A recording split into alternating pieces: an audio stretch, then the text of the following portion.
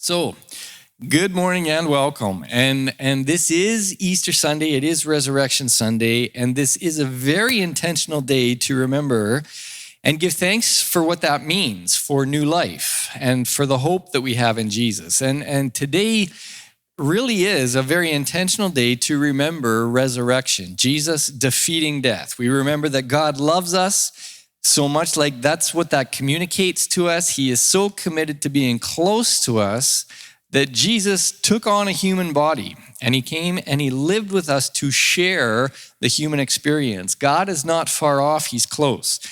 And in this, we remember, the bits of the story that really show us that God sees us. God saw the people in slavery in Egypt. God saw the people in slavery on earth when Jesus came to set us free. We remember that his heart is to rescue us. We remember the invitation to learn trust and dependence in him as we do life with him. And we remember Jesus' life of service. Jesus came and said, hey guys, I'm showing you the way, and his life was a life of service. We remember his loving sacrifice. A sacrifice that brings healing and forgiveness, a sacrifice that invites us on the path towards the wholeness of life, a sacrifice that opens the door to renewed connection with God, a loving sacrifice that makes a way for love to take root in our hearts and for love to flood every ounce of our being and all the things that we do. We get to share this together and express it together. So welcome Easter, and thank you, Jesus, for such love. Now, over the months, I guess, kind of building up to Easter, specifically throughout the period of Lent, we have spent some time remembering a particular story.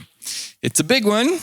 I've mentioned it a couple times this morning. I think it really does encapsulate the grand narrative of the whole Bible story. It is the archetypal story of God's pursuit of his people. And I think it's a story that is just as relevant to us today as it was to the original people in the story. And your guess would be that story is, survey says, yes, the Exodus. I heard the answer whispered a couple times. Well done. Now, I actually started feeling a little bit convicted with this last night because honestly, I don't dive into the Exodus story in deep detail this morning. I'm hoping that you guys are all quite familiar with the Exodus story. A few people nodding anyways. I will say, okay, if you're not, your homework for this week is to go home and read the book of Exodus. It's the second one in the Bible. It comes right after Genesis. Pretty easy to find. But read that story. Get familiar with that story. And after sharing today, maybe you'll want to spend some of your own time reflecting on that story. But this morning, I do want to take another look or just consider this story and the journey through the wilderness that is a part of it. Often when we remember this story, the emphasis is on the big rescue from slavery, the big rescue from Egypt, yay, rescue. But it's kind of the introduction of a new story. It's a bit of a reset, and I think there's a lot of important lessons for us there too. And this story, particularly the Exodus, is significant because there is no other story that is referenced or is as influential in the whole Bible story than the Exodus story. The Exodus story gets mentioned more than any other story. It gets referred to as more than any other story. And even in the New Testament, a lot of the life of Jesus is framed in the context of another rescue, a deeper rescue, a deeper Exodus. So I do think that this story shows us God's desire to live in our midst. He came down and met with his people, rescued his people, to be with his people. And I think that it shows us, it invites us to experience his presence and the hope and healing that comes with his presence. It's the Exodus. In the Exodus, we also have the story of death passing over his people. And in that, there is an invitation to new life. A journey towards a new life that would be challenging, but in a good way. And I think challenging to cultivate and grow trust and dependence in him. The rescue of the Exodus is a foreshadowing of the great and final rescue that we have through Jesus, who was the ultimate and final Passover lamb. So the Exodus really foreshadows the great promises of Jesus. And in many ways, I think that we could look at the Exodus story as our story. I think it is still our story today. In so many ways, this story is still a part of the human condition. We might not be in slavery in the land of Egypt, but often we find ourselves stuck in a bondage of some sort, some struggle that we're having or difficulty we're experiencing. And we look to God for help, and he brings us help or encouragement. In some way, he rescues us. And in our humanity, we often hope that rescue is going to be this automatic transportation to the good life, to the promised land. But it's we don't want any more hardship. We don't want any more struggle. We just want everything to be good. We like freedom. We like that idea of freedom. But it doesn't usually happen automatically. There's this in-between stage. We often find ourselves wandering in some sort of wilderness experience, which God's children, the Israelites, did too. The wilderness, it's this in-between, and it's kind of unpredictable, and it's sometimes uncomfortable. Sometimes it's actually very uncomfortable. But it is a great place to learn trust and to learn to depend on God, to search for this path towards a better life with God. And I think in many different ways, sometimes over and over again, we travel through a wilderness because we actually need that experience. I think sometimes we actually need to walk through some harder seasons, some more difficult seasons, to learn some of the essential lessons of life, the lessons of the wilderness. I think wilderness experiences are often the best classroom to learn specifically trust and dependence. And in that learning, to find the new life that we have been hoping for. So in many ways, the last couple years, and I think even our current experiences might feel a lot like a wilderness experience. Maybe not our favorite place to be, but maybe it's exactly where we need to be to connect with the promises of Jesus in a deeper and more life-giving way.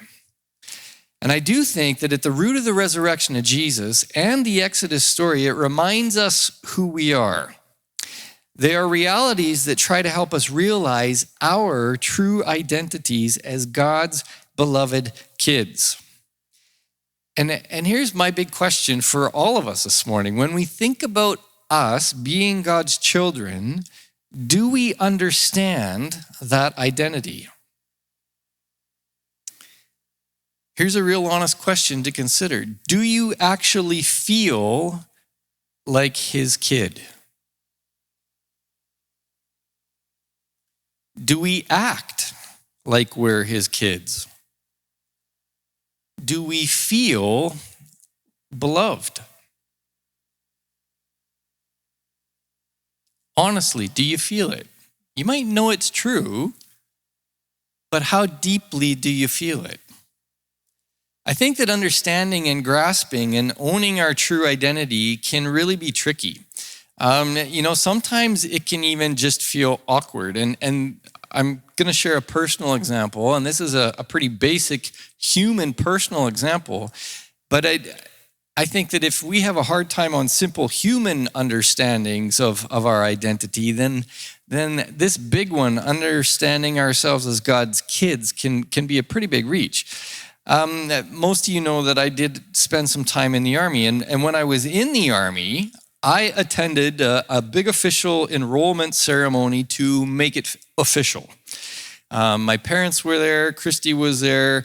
They got to watch this ceremony where I officially enrolled. It was official. And I even got a special certificate from the Queen of England herself, commissioning me to service as an officer of the Canadian Forces. So, hey, I've got the plaque at home from the Queen. So it was official. I was an official member. And then I went through years of training to get fully qualified. But here's the thing, training is just training for something. You're not actually doing the thing yet. It's training. And training is mixed with, you still have to do regular daily life and you got your daily responsibilities. So you do that, but you get trained. And then Shortly after finishing my initial training and qualification, I got sent on a peacekeeping tour. So up until then, it's just preparation. It's like, this is who you're going to be. This is what you're going to do. And it's like, yep, you are now qualified. You are an official officer in the military. You're certified to do your job. And now we're sending you on a peacekeeping tour. It wasn't training anymore. It was the real deal. And shortly after arriving in Kosovo, I went on my first real patrol. And my patrol had been tasked by the NATO command. Our specific job for that day was to stop all white vehicles, only white ones. And then we were supposed to do a search. We were supposed to search these vehicles for weapons and explosives. And honestly, it was weird. I had already been wearing a military uniform for years. I was used to the uniform. They were really uptight about how you tied your footwear and how shiny your boots were and that your uniform was in order. I was really good at that part. I'd been doing that for years and I'd done all the training and I was familiar with my weapon. I'd trained with it enough times, but it was always in a controlled training environment with like a safety net. And now all of a sudden, for the first time, I'm out on patrol and it's real. I have a weapon on my hip in a holster with real actual bullets in it. And I'm tasked to stop white vehicles and search them for weapons. And I'm walking and I'm thinking, who the heck am I to be doing this? This is so weird. I'm in a foreign country in uniform and I have been given authority to pull people over and search for weapons. And I've got a gun. I felt like a fraud. I felt fake, like I'm not qualified to do this, but I am qualified to do this. I had been given authority to carry a weapon and conduct searches, but I didn't feel like I really had the authority. I felt like I was overstepping. Who am I? Honestly, I actually kind of felt like I was in a movie. It felt a little bit cool. I was like, wow, this is awesome. First white car that pulled up and I stand out on the road and he actually stopped. This is so cool. And not really, but it was a really weird experience. I had a hard time embracing that was my identity and that's what I could do. Well, in a similar way, I think we sometimes have a hard time embracing the fullness of our identities as God's kids. Up here, we know that's what the Bible says, and we sing songs about it, and it's technically true, But do we feel it? Do we feel like if we feel God encouraging us to go pray with someone, do we realize that God's probably inviting us to go pray with someone, and it's because we have the authority and privilege as his kids to do that for one another? Or do we think, oh, who am I? My words aren't that important. My prayers don't have much power. I'll let somebody else who's better qualified do it. Someone who's more of God's kid than I'm God's kid. I know I'm God's kid, but I'm not qualified. We wrestle with that. We know that we're his children, but we don't feel like his children. We know that we have certain rights and privileges in him, but we don't feel like we can step into them. How is our identity as his kid changing our perspective and our practice of daily life? How is that identity, our identity as his children, how is that affecting our faith and our hope in everyday life? We are his kids. That identity, we need to learn how to own it. We need to ask for his grace to help us learn how to own it. And it's tricky. Last week, we considered this idea. This has been a personal reflection challenge for me, but I'll extend it to you guys. But it was just this idea of living an integrated life versus a life of disintegration. And what I mean by disintegration is kind of unintegrating, because sometimes we are not the same person. Like, you might be a different person at work than you are at home. You might act like a different person when you're at church than with your, at the hockey game with your buddies. So here's a question for you guys personally. Do you feel like a whole, integrated person? Or are you a different person when you're with friends than you are with your family? Are you a different person when you're at home than you are when you're at work? Are you a different person at church than you are when you're out and about? And here's a question, how much energy does it take to keep up all those different personas? Maybe you can identify, I'm roughly about 4 different people, depending on where I'm at. I have a hard enough time keeping one of me healthy. I don't have enough energy to keep 4 different versions of me healthy. And do you think Jesus wants us to be divided? Or do you think he wants us to be whole? And what would it take and what would it mean for us to be whole, to live whole with Jesus? Are we wrestling with things in life that are getting in the way of our wholeness? Are we wrestling with the challenges of disintegration? Disintegration, it's not good. Breakdown. And disintegration, it doesn't happen overnight. It's usually a slow progression, a slow losing connection of who you really are, a slow forgetting of who you are. And we see this in the story of God's life with his people and the story of his people. The Israelite people were a people that had been chosen by God. When we read the story, Abraham wasn't out for a stroll in the desert and thought, you know what, my life is great, I'm getting really prosperous. One thing, though, that I'm really missing is a God. I've seen all these foreign ones, and they're just not working for me. I guess I better find the right and good and true one, and I'll name him Yahweh. It's not how it happened. Abraham's out doing his thing, and God himself reveals himself to Abraham and says, hey, let me introduce myself. I'm your God. I'm the God, actually. You can call me Yahweh. He was personal with him.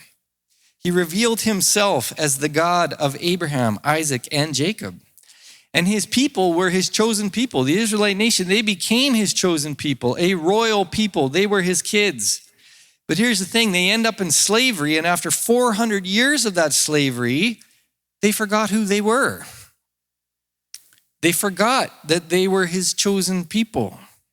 They forgot their identity. They didn't just forget who they were, they actually forgot who he was. They forgot their true identity, but they also forgot God's true identity. And this is a nuance that isn't always clear in our English Bibles. But when God first claimed them as his people, he did reveal himself to Abraham as Yahweh. It was his personal name.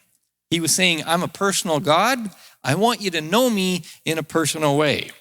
He told them his name, and that was their banner going forward. I am Yahweh, the God of Abraham, Isaac, and Jacob. It was really clear. It's communicating, intimacy, connection, their personal God.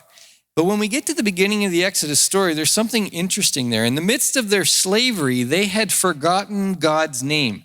This is the bit that we don't always see in our English translations because our English translations still show that they refer to God. The midwives, when they're trying to save the Israelite children, they make reference to their God. The Israelites still made reference to their God, but the name that is actually used in Hebrew is not Yahweh. They're referring to him as Elohim. And you might be familiar, I've heard that before, that's one of God's other names.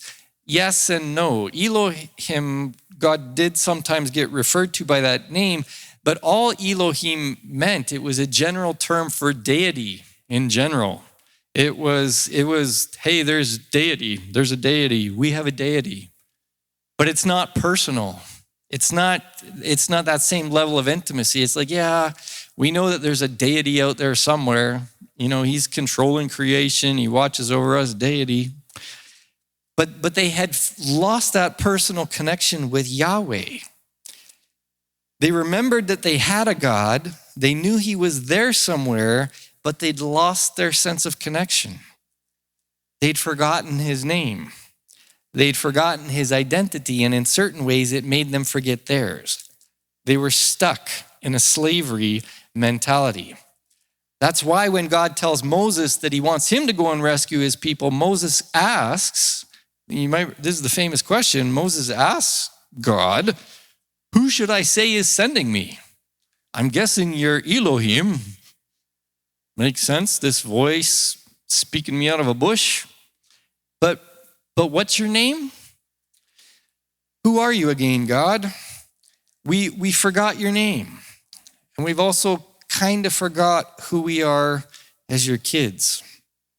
And this is part of the theme of the story. Now, what is one of the most significant numbers in the Bible? 7. Why 7?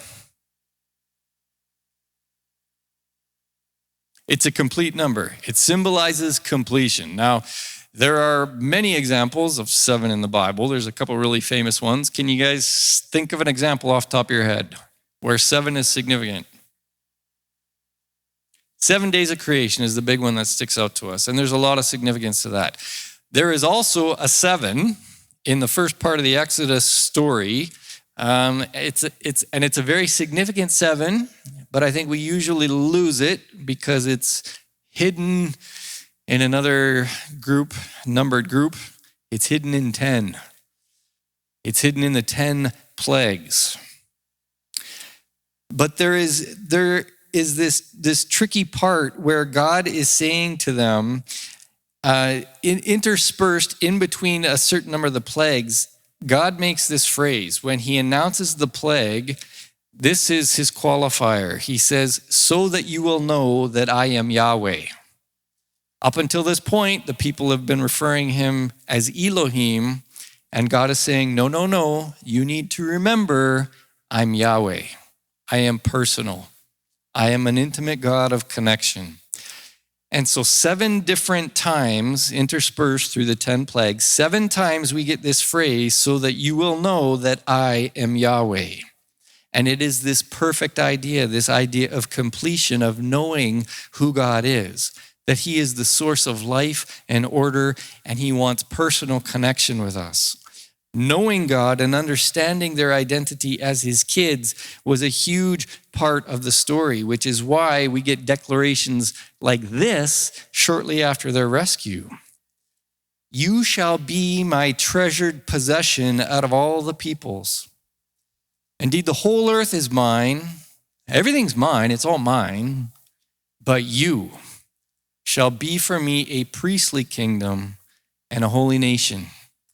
My people are special. They're set apart. They are my treasured possession. So they need to learn who he is again. And in learning him, they're learning themselves. In a sense, their rescue is a rebirth. It's a new start. It's a rescue from slavery and a recovery in personal connectedness to a personal God that loved them, and a recovery of their true identity. But this rebirth was also accompanied by pain and trauma. You know, as most births actually entail a little bit of pain and trauma. They had to leave the only homes that they'd known to head out into the unknown of the wilderness. And at first, freedom didn't look so good. Really, God? You know, this wilderness is better than slavery? The great rescue began to feel to them a little bit like this cosmic bait and switch game that left them unsure if the decision to leave Egypt was the right one after all. God had ignited in their hearts this longing and this intensified hunger for a better life, but the Exodus did not bring the immediate gratification they wanted. Yes, they're rescued, and yes, they're out of slavery, but now they're in the wilderness without a roof over their heads. They don't know where their food's coming from. They're facing challenges. And as a result, many of them actually wanted to go back to the familiar life of slavery. And sometimes this is a real wrestle for us in life with Jesus.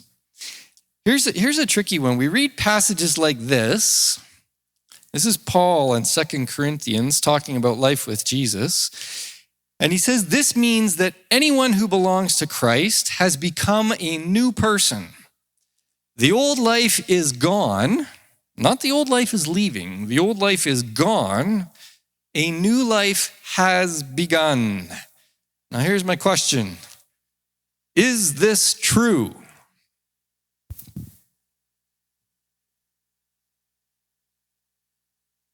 It's the Bible. Of course it's true. Maybe. Yes. Does it feel true? Think of your life before Jesus. Think of your life after Jesus. I'm sure you can probably think of a lot of areas of your life that did change, where there was healing, where you could say, yeah, there was freedom.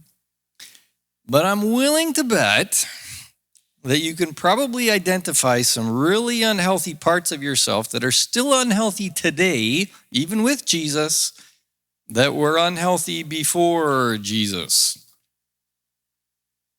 So what happened to this? Everything is new. What happened to the old life being gone? There is change, there is transformation, there is freedom. But having that mindset shift and change, it doesn't happen overnight. That is absolutely true. But there's also a part of it that is in process and might not be fully realized yet. This truth is actually part of the now and the not yet. Yes, it's absolutely true today, but it's also not yet true today. It's in process. Often, even with the change of a new life with Jesus, we bring elements of our past with us. We can still be haunted by our past. We can still suffer from past issues, generational issues. You know, some of us might still struggle with relational habits that actually come from our families of origin, which might come from multiple generations. Even though Jesus invites us into new life, we can easily fall back into old, broken patterns of thinking and being, like the Israelites who knew Yahweh and then ended up in slavery and end up forgetting who he is and forgetting who they are. In the Exodus story, we see a truth in God's people that is still often true of us today. When Israel came out of Egypt, they wanted freedom, but in many ways, they just weren't ready for it yet. When we come to Jesus, we want freedom, and we get a measure of it, but in some ways, we're not ready for it yet. We need to learn, we need to accept his love in deeper levels. We need to learn to love one another in deeper levels. That freedom that we're longing for sometimes takes a long time to mature in us. In the story, you know, God walks with his people. He keeps them safe in the wilderness, but the people still carry a lot of the old patterns and habits of Egypt in their hearts. This Russian Orthodox theologian, Nicholas Berdyaev, I don't know how you say his last name. That was my best attempt. But he makes this observation of people. He says, humanity is in a state of servitude. We frequently do not notice that we are slaves. And sometimes we love it. But humanity also aspires to be set free. It would be a mistake to think that the average person loves freedom. A still greater mistake would be to suppose that freedom is an easy thing. Freedom is a difficult thing. Freedom is a difficult thing. Think of anyone who has struggled to overcome any bad habit or an addiction or some other form of bondage. It is often 2 steps forward, 1 step back. Sometimes it's 2 steps forward, 3 steps back. Freedom, embracing it, consistently walking in it with Jesus can be a very difficult thing. So 2 Corinthians is true. In Jesus, we become a new person. In a sense, the old life is gone. A new life has begun. But sometimes it's hard to remember the truth of this new life. Sometimes it's hard to remember our new identity in Jesus. And even if we do remember it at an intellectual level, it's just sometimes hard to feel like it's true, and it's sometimes hard to feel like we believe it, to live like it's true. Freedom can be a difficult thing. And we're not often told that once we've been delivered into freedom, that the hardest times can still be ahead. We think that the slavery is the worst part, and once we're delivered from slavery, then everything gets easy. But what if slavery is not the hardest part? At least you know where the boundaries are when you're a slave to something. Whatever's lording it over you is controlling your life. You know where the lines are. Sometimes you don't know where the lines are when you embrace freedom. This ancient story of the Exodus teaches us that freedom can be truly difficult to embrace. Living into God's liberating story for our lives comes with a price. A journey through a wilderness, a place that can shape us, where our lives can be redefined. God had a good plan for his people, and his people, he wanted them to live free. And they were to be just, and they were supposed to experience his shalom, wholeness, being integrated with wholeness. They were to be beautiful, but it was going to take a lot of work to get them there. And this does make sense, even on a human perspective. Certain phases and stages of life need boundaries or limits. We need boundaries. We need some limits. Childhood involves limits. If you're a parent, you've done that. You've the school of hard knocks, you've bumbled your way forward trying to figure out healthy boundaries and limits for your children. Kids naturally need boundaries. That's part of a parent's responsibility. And as kids grow, here's the thing. We can't expect complete understanding and obedience right off the bat from the very beginning and all the time. We'd like that. I'm your parent. That's enough. Listen to me. But why? But why? It's just the way. Then we appeal to God. God made it that way. Stop asking me questions. Ask him. But obey me now. But realistically, we know that's not totally realistic. We understand they're kids. They're learning. They need the opportunity to learn. Sometimes they're going to get it. Sometimes they're going to miss it. Kids don't always understand their limitations. They don't always know how the world works. They don't always get it. So at times they whine a bit. They might complain. And sometimes they might just flat out disobey. That's part of childhood and growing up. Well, in the Exodus, God's newly rescued and reclaimed kids, they're no different. They need some limits and boundaries too. They need to learn what it means to live free as his children. They need to grow up into that. That's why their first big appointment is to meet God at Mount Sinai. They need to meet with God and get some of the basics set straight. They need some boundaries. They need some limits. They need a bit of perspective. So they go and they meet God at Mount Sinai. And Moses gets the first 5 books of Moses, which become the first 5 books of the Bible. And in those first 5 books, they're told that God created them as a people. The story tells them why God created them as his people. It tells them his purpose for them, and it gives them a history. Here's how I walked with you guys from the beginning. Here's actually how you ended up in Egypt, so you know the backstory. And now I've taken you out, and this is what freedom can look like going forward. And he gives them the 10 commandments. God's own kids, he gives them this story. He tries to clarify for them their true identity. He rescued them, and then he gives them these boundaries and limits and boundaries to help guide them as they walk forward with God in a way that they can truly learn to live and thrive. They needed to learn how to be free. They had to learn how to be God's people, and they needed to learn how to accept his help in the process. And we're no different. Freedom is offered to us, but we need to learn how to walk in freedom in a healthy way. We've got a lot of rights and privileges. He actually gives us a heck of a lot of authority. We need to learn how to handle it. We need to learn how to be free. And this is often a long lesson. We need to learn how to see ourselves as God's kids. We need to learn how to be God's people, and we need to learn how to accept his help too. No, God, I'm okay. You've made me a really confident person. I'm really good at this. I can do it on my own. We need to learn how to accept his help.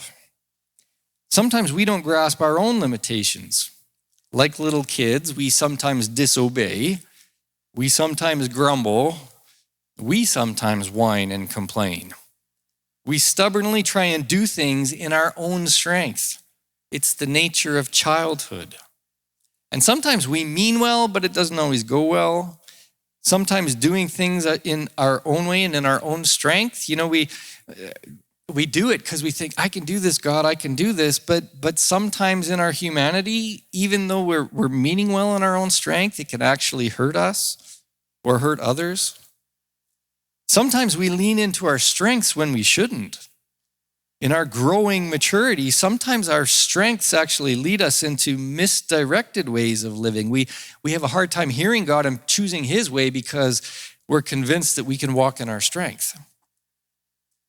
God wants to help us learn a better way, and this is why he emphasizes weakness. This is why he doesn't waste weakness. He takes advantage of it in a good way. In 2 Corinthians 12, when Paul himself was like, hey, Lord, it would be really cool if I could just walk in this freedom with you, and this area of weakness, it's uncomfortable. I'd rather not have it.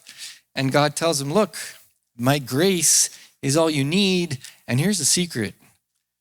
My power actually works better in your weakness, because when you're too weak to oppose me, or when you're not leaning on your strengths, you're not getting in my way. Why weakness? We don't like it. But in the areas where we are weak, we're too weak to resist God's better way. In our weakness, we can't fight him. In our weakness, we don't put obstacles in his way. The Exodus story shows us that slavery and bondage, they contradict God's original plan for his people. And in the wilderness journey, we see that this journey is about rediscovering their original beauty. It's about rediscovering their original dignity and their responsibility of being his people, being his kids. In the wilderness, the Israelite people were invited to relearn what it meant to live and thrive as God's people. And that is why we too need wilderness seasons, because we need that lesson too. We often need that lesson over and over and over again to help that truth get deep into our hearts. In learning to embrace her new identity as the people of God, Israel would get her dignity back. And as we better understand and embrace our identity as God's people, we find our dignity restored in new ways too. A dignity that calls us God's treasured possession. God's perspective of us, he calls us a holy nation. He calls us, you and me, a kingdom of priests. Today, this morning, do you feel treasured? Do you? Do you feel treasured? Do you feel holy?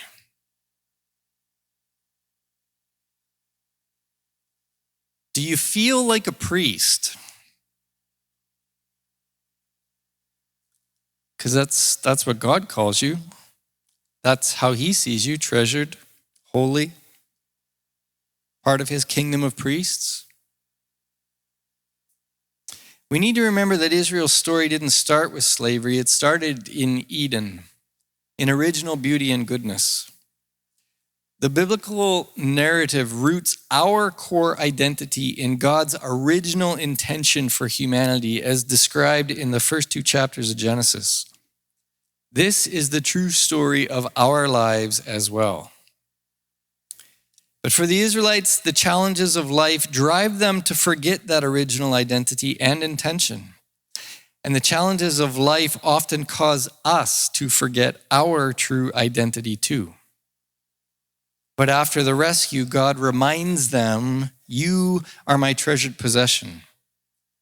He speaks words of dignity and glory that an enslaved people long to hear. They want to hear it. They need to hear it. They struggle to believe it.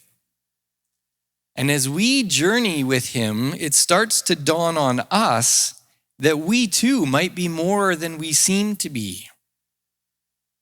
As we learn to leave our many Egypts throughout our lives, God continually reminds us the true story about who we are in him. And he reminds us about his deep love for us. Because we need to hear that truth again and again and again. Learning to own it is a process. It takes time for us to learn and to truly see that we are God's treasured possessions. We don't need to perform or succeed to win his approval. It just takes time to soak in the reality, to be baptized into the reality that we are loved and adored by a rescuing and redeeming God. In the brokenness of our humanity, in the brokenness of our culture, we can be misled to forget that true growth and maturity often need elements of the wilderness journey. To learn trust, we need to be in a position to exercise trust. To learn obedience, we need the option to obey. To learn dependence, we need the opportunity to depend on something outside ourselves. The wilderness is that place between Egypt and the promised land.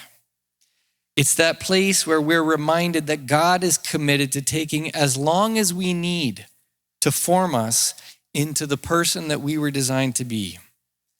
It's like he's saying to us, this is your identity. You lost it somewhere along the way. Now let me remind you who you really are. The wilderness, trust, and dependence on God. It's where we learn to hand over control, but where we are willing, are we willing to hand over control? I guess that's a personal question for each of us. Are you ready to hand over control? Are you ready to trust and depend on God? Take a moment to really consider, are you ready to hand over control? This process often starts with listening. We often hear a lot of disintegrating voices in our lives. We hear a lot of do's and don'ts. We hear a lot of expectations. Some of those expectations are maybe true. Some are figments of our imagination. But we're invited to listen carefully because if we do, there's another voice that we can hear. And this voice is the voice of God that wants to tell each of us that we are treasured, that we are loved, that we are worth pursuing. We're invited into a new relationship with him that doesn't require our perfection, but it does invite us to participate in his new family in the big story.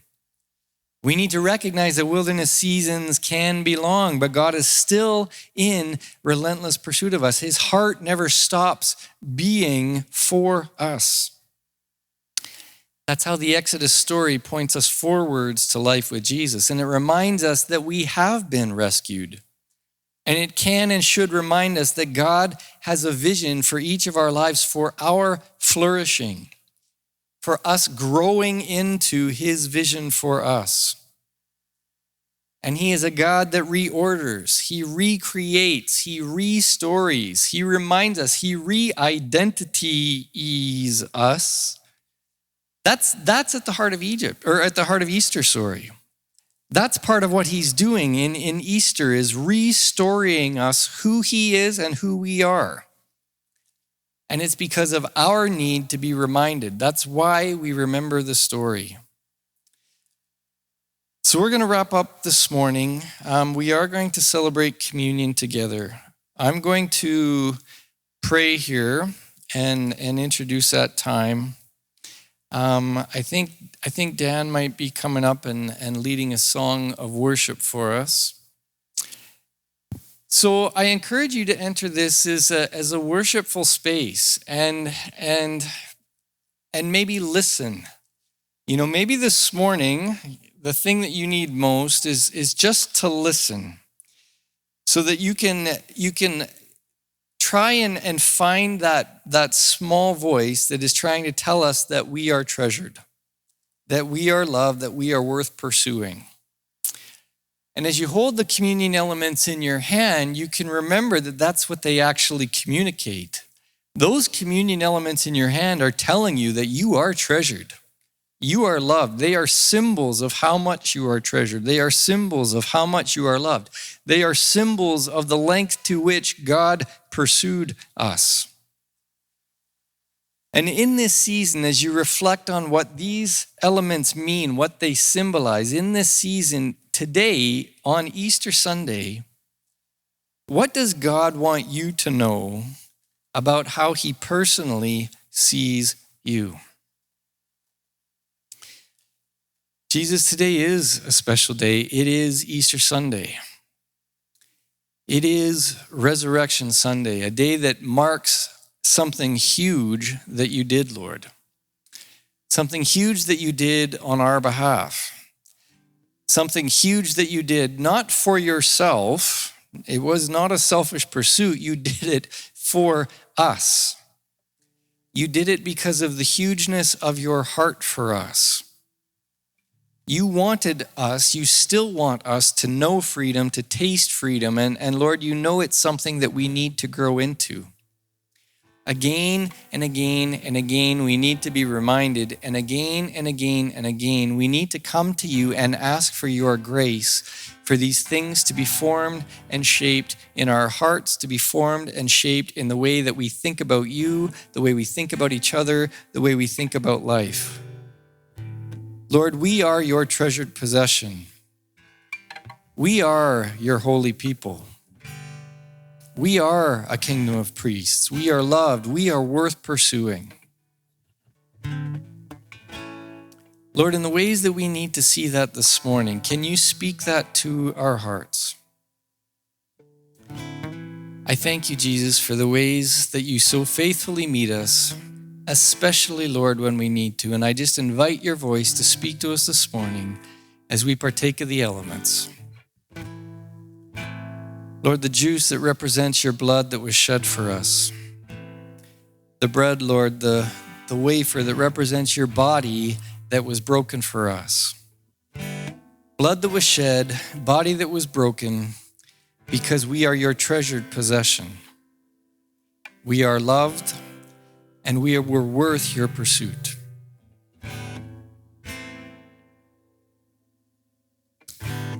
Lord, may we experience you and your heart this morning. In Jesus' name.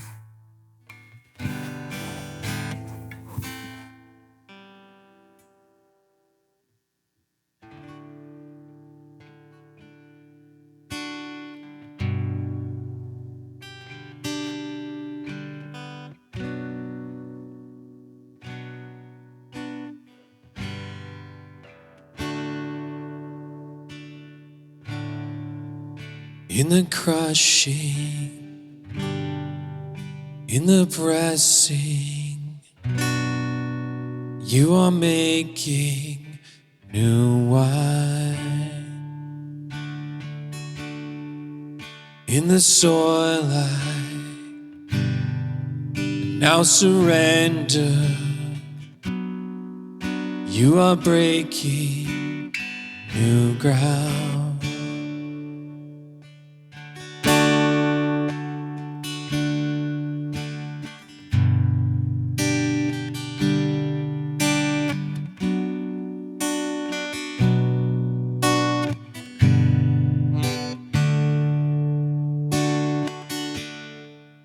In the crushing,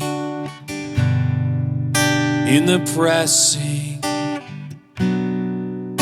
you are making new wine. In the soil I now surrender. You are breaking new ground. So I yield to you and to your careful hand. When I trust you, I don't need to understand. Make me your vessel. Make me an offering. Make me whatever you want me to be. Lord, I came here with nothing but all you have given me. Jesus, bring new wine out to me.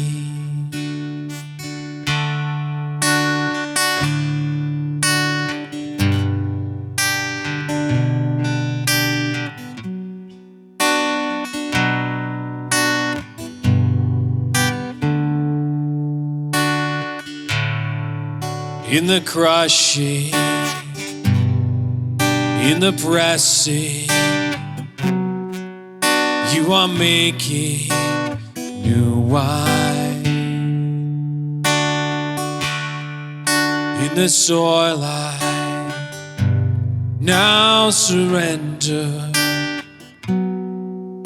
you are breaking new ground. So I yield to you and to your careful hand. When I trust you, I don't need to understand. Make me your vessel. Make me an offering. Make me whatever you want me to be. I came here with nothing but all you have given me. Jesus, make new wine out of me. Oh, Jesus, make new wine out of me. 'Cause where there is new wine, there is new power. There is new freedom, for the kingdom is here. Lay down my old flame to carry your new fire day.